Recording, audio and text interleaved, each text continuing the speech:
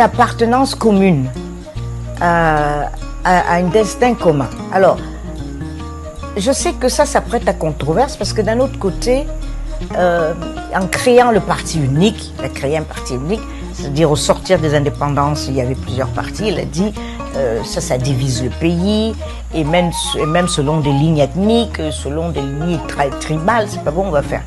Ahidjo a donc cherché à construire une identité nationale forte en promouvant l'unité à travers un État centralisé, avec comme objectif d'effacer les identités locales au profit d'une identité nationale unique.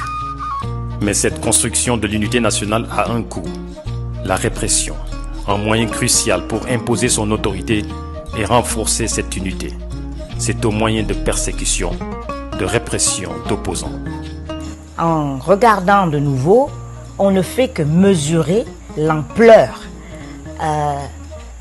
disons, de la répression implacable qu'il a exercée sur l'intelligentsia camerounaise qui était opposée à la France et à la tutelle de la France juste après les indépendances.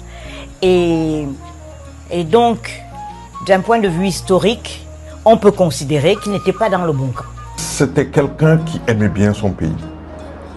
C'était quelqu'un qui faisait tout pour défendre les intérêts de son pays, mais c'était aussi quelqu'un qui gérait le pays avec une main de fer.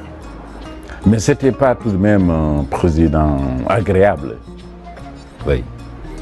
Il n'a pas hésité à écraser, il n'a pas hésité à faire torturer certains de ses opposants. Et bon, je ne dirais pas qu'il était le seul, parce que c'était des pratiques courantes dans la sous-région. Cette face noire de l'histoire ne peut toutefois occulter le côté humaniste du président Ahidjo. Il aimait être proche des populations, privilégiant la proximité avec le peuple dans un Cameroun particulièrement difficile à fédérer du fait d'un bilinguisme qui a été une question complexe et centrale dans la gestion du pays. Qui était quelqu'un qui savait que gouverner aussi c'est gérer les hommes.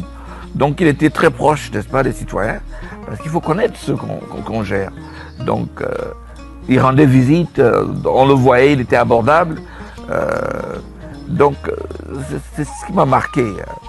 Il n'était pas très éloigné du peuple, il faisait cet effort-là pour reconnaître les gens, parler avec les gens. C'est ce que je retiens de lui. Bien que critiqué pour son autoritarisme, Ahidjo a permis une gouvernance plus homogène. Une époque comme d'un temps où l'administration était plus efficace et les services publics mieux gérés. Aujourd'hui, il existe même un sentiment de nostalgie pour son époque au Cameroun. Les Camerounais ont le sentiment qu'ils vivaient mieux à l'époque d'Ahidjo. C'est incroyable, hein, mais c'est pourtant vrai. Moi, je vais prendre mon propre exemple de fonctionnaire.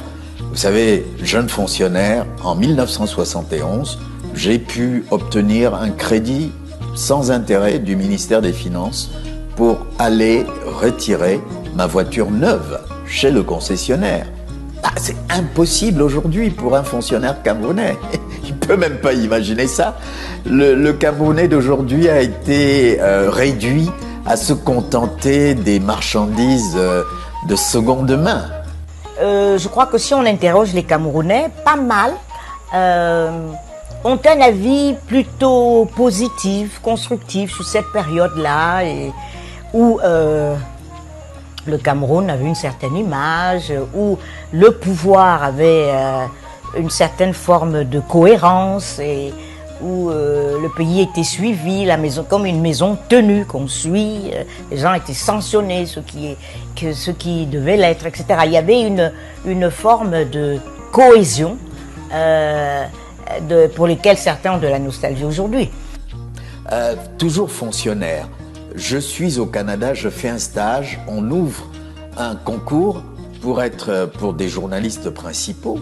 On me donne un billet d'avion pour aller à Paris faire l'écrit. Et après, quand j'ai réussi l'écrit, on me donne un autre billet d'avion pour venir à Yaoundé faire l'oral. Écoutez, aujourd'hui, c'est impossible. Donc, vous voyez, c'est vraiment pour vous donner des exemples concrets de la différence qu'il y a entre l'époque d'Ahidjo et l'époque actuelle. C'est incroyable, mais pourtant vrai. Dernier exemple, je décide de quitter l'administration, d'aller m'installer à mon compte. On me donne 3 années, 36 mois de mon salaire comme prime d'installation. Donc voilà des choses concrètes. Hein.